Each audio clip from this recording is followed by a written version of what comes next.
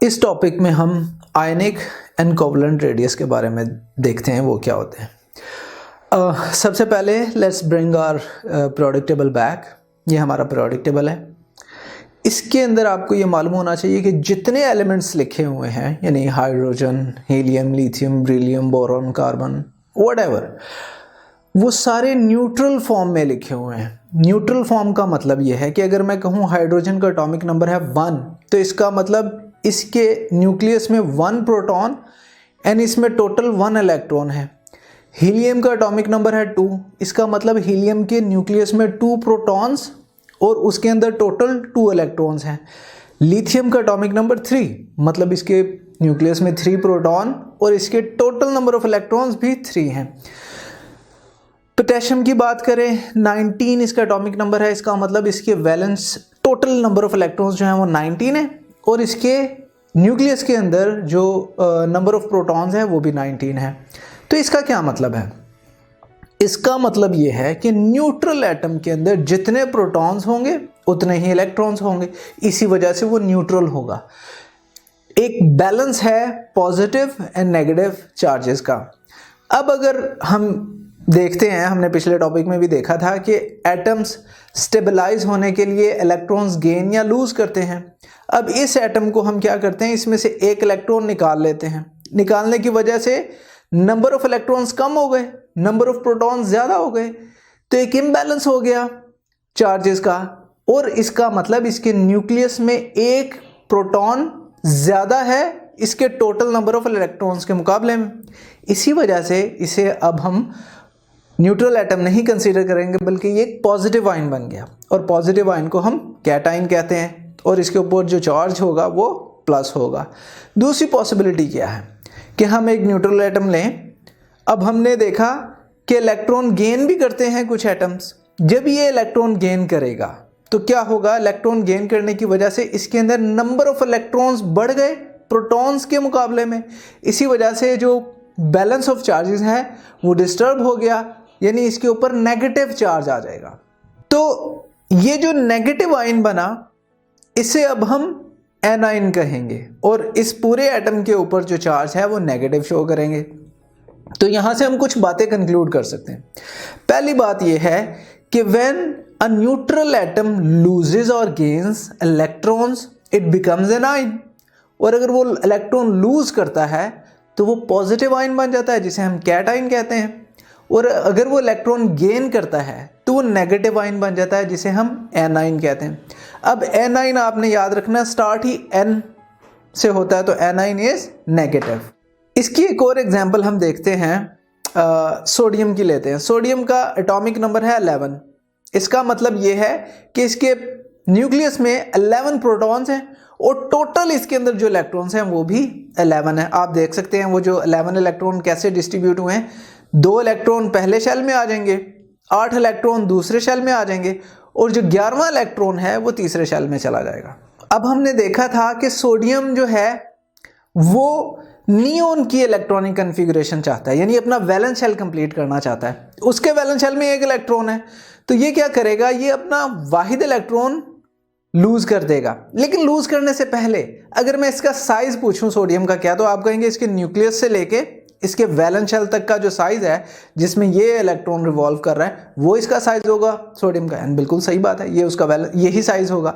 लेकिन अब stability gain करने के लिए जब ये इलेक्ट्रॉन लूज कर देगा तो क्या होगा, इसके ऊपर पॉजिटिव चार्ज आ गया ऑब्वियसली, क्योंकि एक इलेक्ट्रॉन लूज हो गया।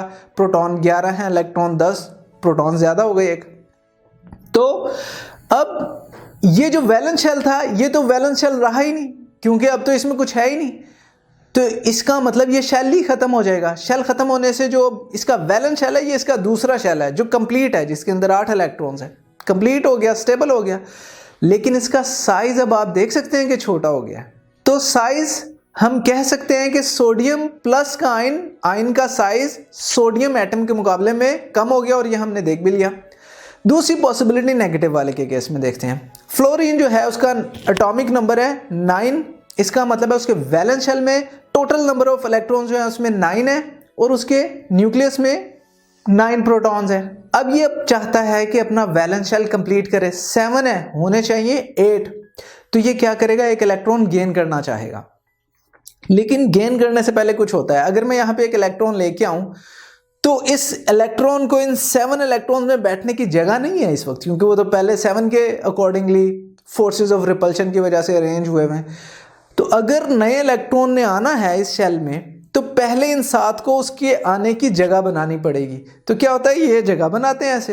अब ये इलेक्ट्रॉन आके बैठ जाएगा यहाँ पर अब, और हमारे पास अब फ्लोरीन नेगेटिव आयन बन गया। लेकिन जैसे ही ये 8वां इलेक्ट्रॉन आया इस शेल में, अब फोर्सेस ऑफ रिपल्शन बढ़ गई। पहले 7 की थी, अब 8 इलेक्ट्रॉन है। इस वजह से जब फोर्सेस ऑफ रिपल्शन बढ़ेंगी तो ये एक दूसरे से दूर हो जाएंगे इलेक्ट्रॉन्स। दूर होने की वजह से इसके वैलेंस शेल का साइज बढ़ जाएगा। इस वजह से हम कहते हैं कि जो नेगेटिव यानी एनाइन होता है उसका साइज उसके न्यूट्रल एटम के मुकाबले में बड़ा होता है, जैसा आप देख भी सकते हैं। तो यहाँ से हम ये कह सकते हैं कि साइज ऑफ एन एनाइन यानी negative ion is bigger than it's neutral atom and size of a cation is smaller than it's neutral atom. एक और बात, अगर मैं मैग्नीशियम का साइज लूँ और कंपेयर करूँ मैग्नीशियम प्लस से जिसने 1 इलेक्ट्रॉन लूज किया है, तो मैग्नीशियम प्लस का साइज छोटा होगा। क्यों छोटा होगा? क्योंकि मैग्नीशियम प्लस में न्यूक्लियर चार्ज ज़्यादा है, यानी उसके अंदर प्रोटॉन ज़्यादा हैं और वो वैलेंस शेल इलेक्ट्रॉन को ज़्यादा फोर्स ऑफ अट्रैक्शन प्रोड्यूस कर रहे हैं। और अगर मैं एक और इलेक्ट्रॉन निकाल लेता हूँ Mg2+, तो Mg2+ का साइज मज़ीद छोटा हो जाएगा, क्योंकि अगेन उसके जो न्यूक्लियर चार्ज है वो बढ़ गया। दूसरी बात, अगर मैं मैग्नीशियम 2+ का कंपैरिजन करूं एल्यूमिनियम 3+ से, तो मैग्नीशियम 2+ का साइज बड़ा होगा, एल्यूमिनियम 3+ का साइज छोटा होगा, क्योंकि एल्यूमिनियम ने 3 इलेक्ट्रॉन्स लूज किए हैं। अब यही बात हम पीरियोडिक टेबल के अंदर ट्रेंड की फॉर्म में भी देख सकते हैं। इसका जो ट्रेंड है वो एग्जैक्टली सेम है जो एटॉमिक रेडियस का या एटॉमिक साइज का हमने देखा था। वो क्या था, in a group the similar charge line, obviously similar होने चाहिए। ये नहीं कि एक मैग्नीशियम 2+ को हम एल्यूमिनियम 3+ से कंपेयर करें। दोनों के ऊपर अगर 1 इलेक्ट्रॉन मिसिंग है तो प्लस होना चाहिए या 2+ होना चाहिए। तो in a group the similar charge lines radius increases from top to bottom. And इसी तरह पीरियड की बात करेंगे तो सिमिलर चार्ज रेडियस जो है डिक्रीज करता है फ्रॉम लेफ्ट टू राइट। अब बुक में एक और एग्जांपल दी हुई है आपको पोटेशियम क्लोराइड की। मैं आपसे पूछता हूँ, क्लोराइड के ऊपर नेगेटिव चार्ज है, ये हमारा एनाइन है। पोटेशियम के ऊपर हमारा पॉजिटिव चार्ज है, वो हमारा कैटाइन है। अब एनाइनिक रेडियस क्या होगा, वो एनाइन के न्यूक्लियस से लेकर उसकी बाउंड्री तक होगा। इसी तरह कैटाइनिक, और इसे हमने R- कह दिया, इसी तरह कैटाइनिक यानी पॉजिटिव आयन का रेडियस क्या होगा, पॉजिटिव के न्यूक्लियस से उसकी बाउंड्री तक, और उसे हम R+ कह देते हैं। इन दोनों के दरमियान में डिस्टेंस जो है वो कितना होगा, अगर मैं इन दोनों को ऐड कर देता हूं, तो अगर मैं इसे कैपिटल R कहूं, टोटल इन दोनों के दरमियान में डिस्टेंस, तो वो कैटाइनिक यानी R+ एंड एनाइनिक यानी R- को ऐड करने से मिल जाता है।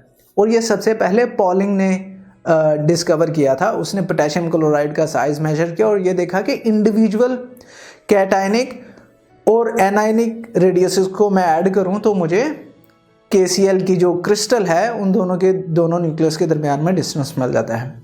यानी अगर मैं KCl की बात करूं, जो क्लोराइड का हमारे पास रेडियस होता है एनाइनिक रेडियस, वो होगा 181।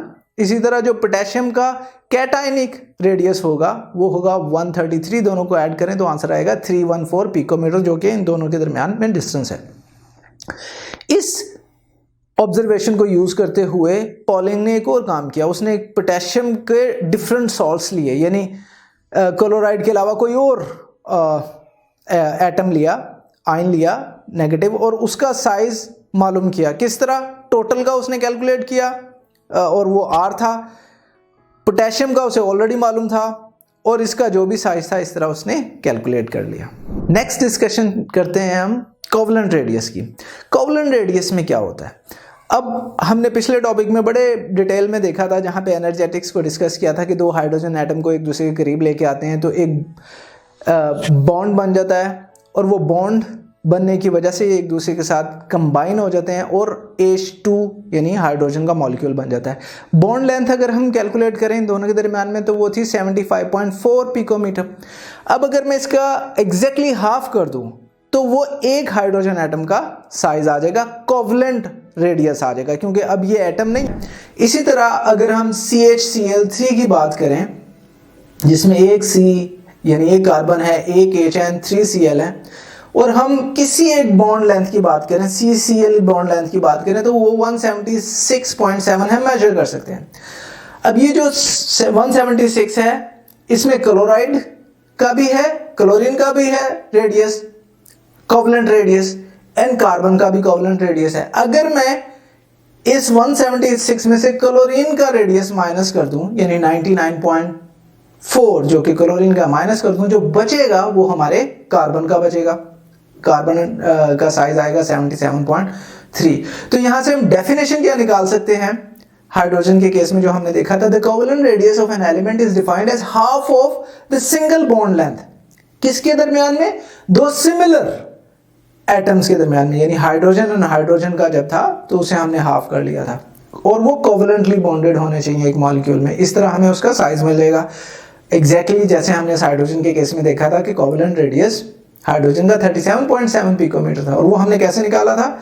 H2 में देखा उसकी बॉन्ड लेंथ 75.4 थी, उसे 2 से डिवाइड किया, हमारे पास 37.7 आ गया। अब कोवलेंट रेडियस की भी अगर हम बात करें, पीरियोडिक टेबल में जो ट्रेंड है वो भी सेम है। In a periodic table covalent radius decreases from left to right. जो एटॉमिक रेडियस का या आयनिक रेडियस का ट्रेंड था, सिमिलरली वो हमारे कोवलेंट का भी पीरियोडिक टेबल में ट्रेंड होता है। और ग्रुप की बात करेंगे, ऊपर से नीचे आए तो हमारा कोवलेंट रेडियस जो है वो इंक्रीज करता है। अगर ये लेक्चर आप कंप्लीटली देखना चाहते हैं और इसके साथ साथ बेशुमार MCQs, उनके आंसर्स और एक्सप्लेनेशंस भी हासिल करना चाहते हैं, एंड दैट ऑल फ्री, तो अभी गूगल प्ले स्टोर पे जाइए एंड लिखिए हिप्पो ई-लर्निंग प्रोग्राम। हमारी ऐप डाउनलोड कीजिए, ना सिर्फ इसे खुद यूज़ कीजिए बल्कि अपने दोस्त एंड क्लास फेलोज़ को भी रेकमेंड कीजिए।